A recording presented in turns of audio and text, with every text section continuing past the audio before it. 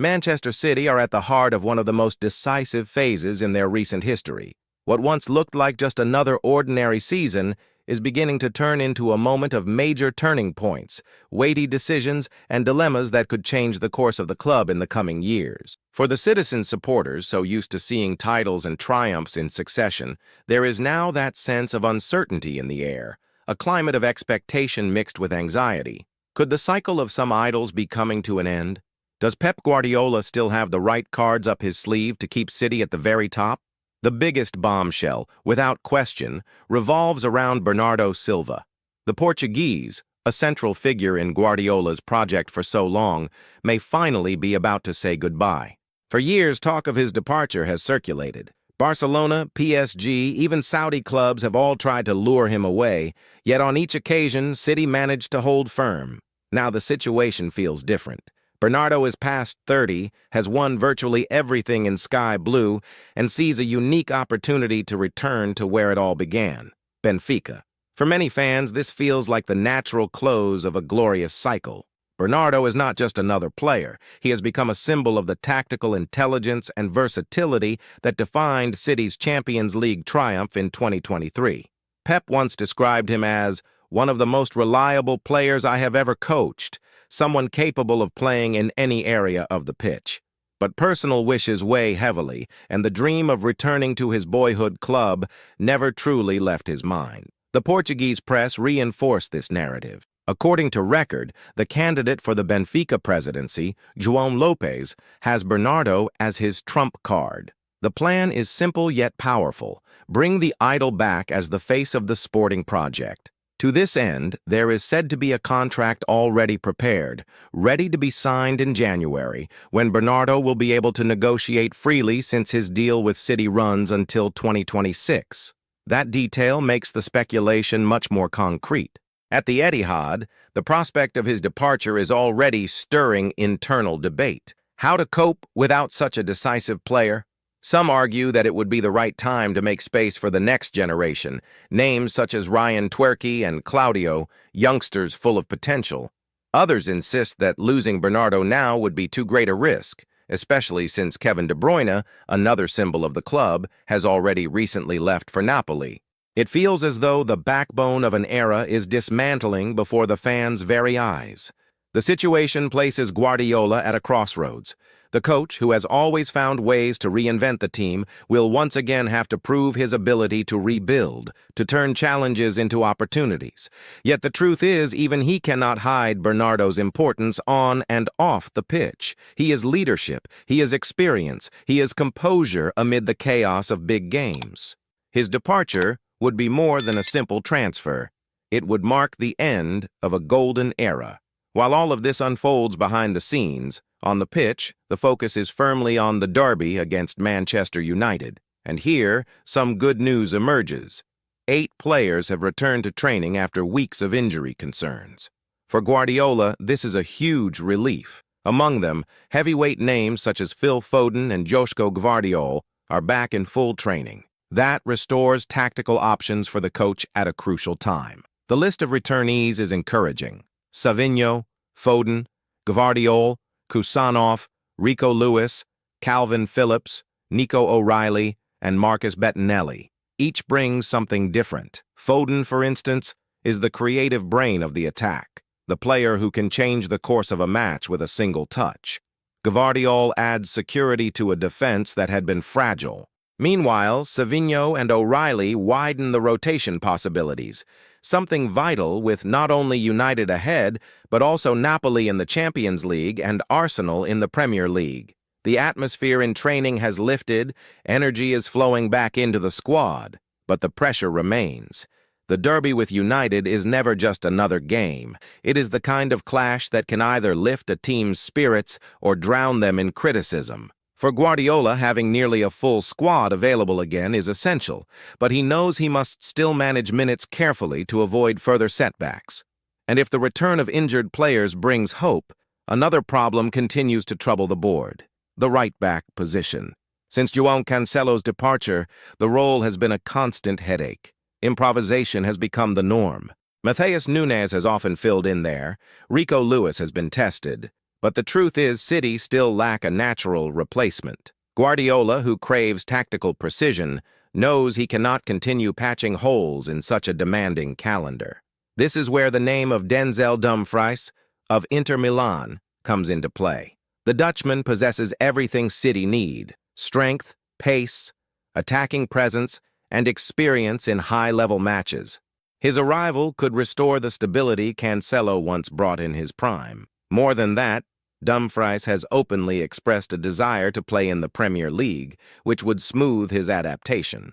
The difficulty, of course, lies in timing. January will be a decisive month. Alongside possible arrivals, City could also lose important figures such as Bernardo Silva and even John Stones. The board will have to balance reinforcements with departures, shaping a competitive squad without leaving gaps. One thing is certain, though. Pep no longer wants makeshift fixes. He wants a definitive solution at right back, and Dumfries could be that man. At the same time, an intriguing detail has resurfaced: City's old interest in Luis Diaz.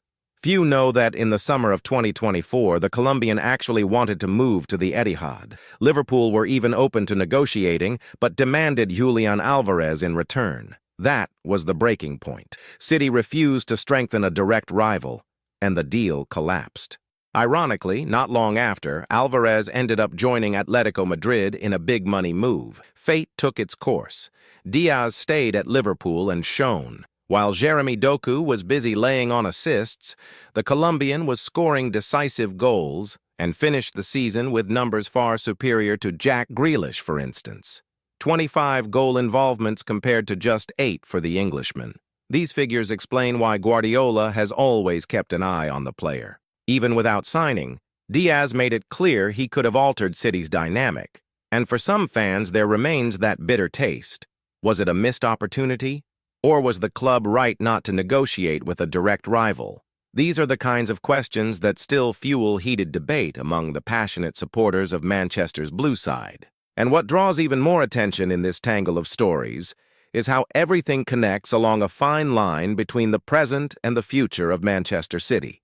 The Bernardo Silva case, for example, cannot be seen in isolation. It links directly to the right-back dilemma, the possible arrival of Dumfries, and even the failed negotiations for Luis Diaz.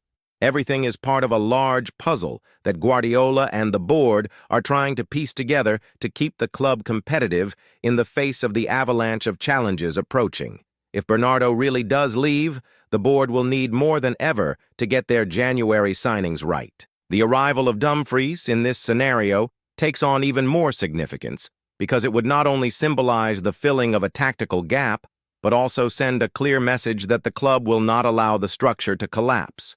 It is as if each move were a strategic piece on a chessboard where every mistake could cost an entire season. And here comes another fundamental point: Manchester United. The derby against the red rivals of Manchester takes place in the midst of this turbulence, almost like a trial by fire. For the fans, beating United is not just about adding 3 points. It is about reaffirming the superiority that City have built in recent years. For Guardiola, it is the opportunity to show that, even amid rumors of departures and market dilemmas, the team remains lethal, and nothing reinforces a squad's confidence more than defeating their greatest domestic rival. That is why the returns of Foden and Guardiola are not just positive medical updates, but events that could redefine the season. Guardiola's presence provides balance to a defense that had been conceding dangerous space, while Foden brings the creative spark that turns ordinary plays into magical moments. The synchronicity of these two could be the deciding factor in a match under such pressure. At the same time, Guardiola knows he needs the youngsters like Savinho and Nico O'Reilly more than ever. They represent the future, but they must already be part of the present. In matches such as the derby, they are the ones who can surprise, bring energy, and unsettle opponents who do not know them so well. This blend of experience and youth is a hallmark of the winning City, and perhaps it is what will keep the machine working even in the face of losses that seem inevitable. But let us return to Bernardo Silva. When we think of his possible move to Benfica, it is impossible not to reflect on the emotional impact this would have. For the citizens, He is not just a talented midfielder. He is one of the faces of the Guardiola era, someone who has been present in the greatest moments in the club's history. For Benfica, it would be the triumphant return of a prodigal son, something that would stir the entire fan base and rekindle the flame of tradition. It is one of those transfers that go beyond the sporting field and become symbols. Meanwhile, the Luis Diaz saga continues to echo like a ghost from the past. Imagine if that deal had gone through in 2024. Today, the Colombian could be wearing the sky blue shirt and sharing the spotlight with Haaland and Foden. Perhaps history would have taken another course. Perhaps some heavy defeats could have been avoided. This feeling of what might have been is common in football. But at City, it takes on even stronger contours because of everything the club seeks to preserve, a hegemony that cannot afford to miss great opportunities. But it is not only the squad that lives under pressure.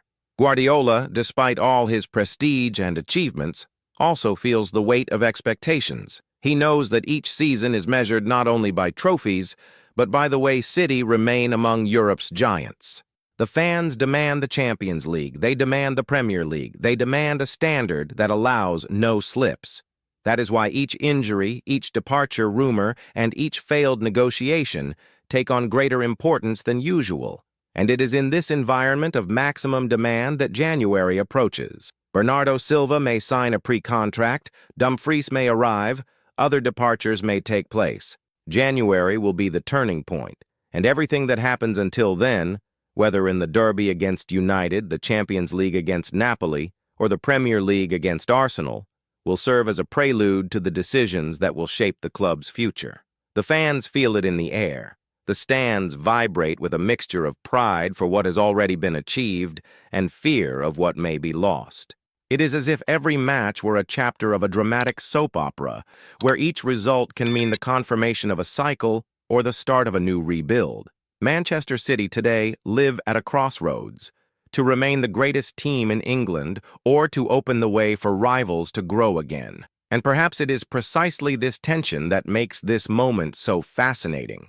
The citizen fan does not know what to expect. There is hope for victories and titles, but there is also fear of painful farewells. There is trust in Guardiola's genius, but also concern about the board's failures in the market. All of this interweaves into a narrative that goes far beyond results. It is the story of a club trying to preserve its identity amid the inevitable chaos that success brings. If there's one thing that cannot be ignored, it is the sense that Manchester City are living in a kind of paradox. On the one hand, they are the team everyone wants to beat, the symbol of technical and financial power that has shaped the last decade of the Premier League. On the other, they are also a club in transition, trying to cope with the inevitable loss of idols, with the need for renewal, and with the challenge of staying at the top when every rival is preparing to bring them down. This tension has become the essence of the current season, a line of fire that can both burn and illuminate the path ahead. Bernardo Silva is simply the most visible face of this crossroads. His possible departure represents more than just a transfer market move. It symbolizes the end of a generation.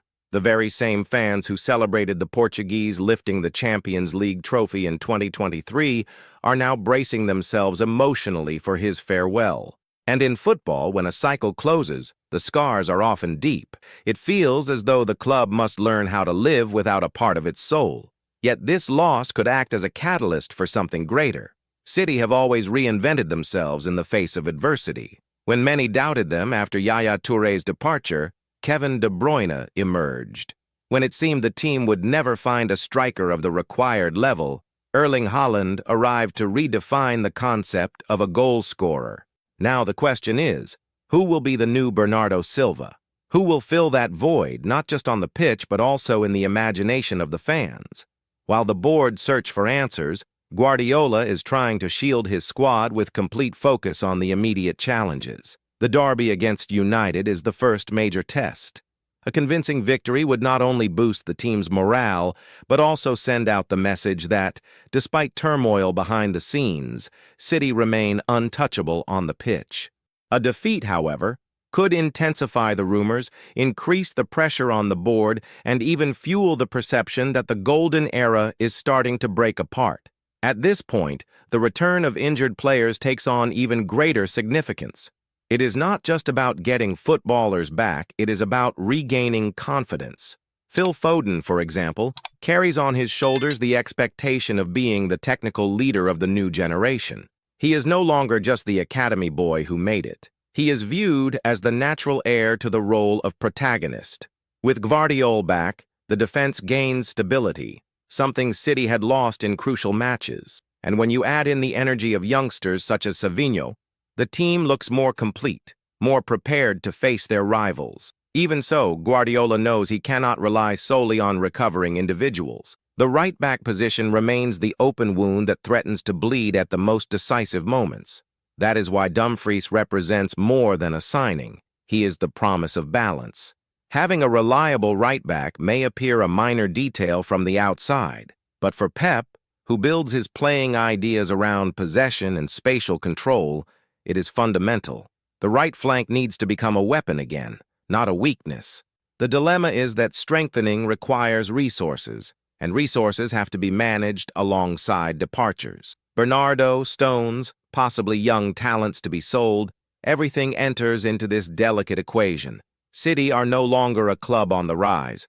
They are an established powerhouse, and precisely for that reason, every wrong decision carries twice the weight. The fans know it, they feel it, and that is why every rumor becomes a headline. Every detail sparks endless debate. And in this cauldron, the memory of Luis Diaz serves almost as a cruel reminder. The Colombian could have been the piece that today resolved part of the attacking dilemmas. His ability to decide games, to create chances, and to reinvent himself within the attack would have given City an extra layer of unpredictability. But the deal never happened, and destiny took another course. Guardiola, ever pragmatic, avoids looking back, but the fans do not forget. For many, it was a missed opportunity that may never come again. Curiously, everything seems to fit into a larger narrative. Bernardo Silva may leave for Benfica, Dumfries may arrive to fix the right-back problem, Foden and Savinho may take on more central roles, and yet the shadow of what did not happen, like Diaz's transfer, continues to loom. It is as though City's recent history has been shaped as much by what was achieved as by what slipped away. And that is exactly what makes this moment so charged with tension. Because deep down, City supporters know they are living through a golden age, but they also know that every era has an expiry date. The challenge lies in understanding whether that end is approaching, or if there is still time to write more chapters of glory. Guardiola, as the conductor of this orchestra, will be responsible for setting the tone. And every decision, whether to keep Bernardo, to gamble on Dumfries, to trust Foden, or to let youngsters take center stage, will shape not only this season, but the legacy of the entire cycle. The future remains open, but one thing is certain. Manchester City are facing one of the most critical moments in their history. If they emerge stronger, they will reaffirm their status as an unassailable force in the Premier League and Europe.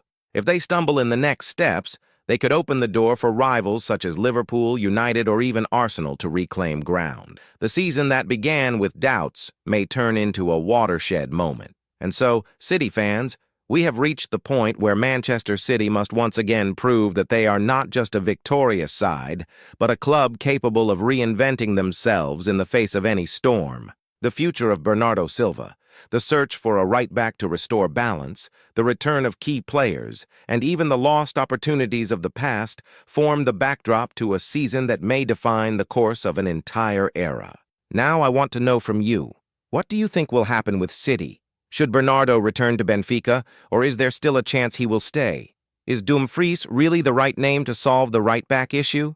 And will the return of Foden and Guardiola be enough to defeat United and set the season alight? Leave your opinion in the comments because this space is made for debate between passionate supporters like you.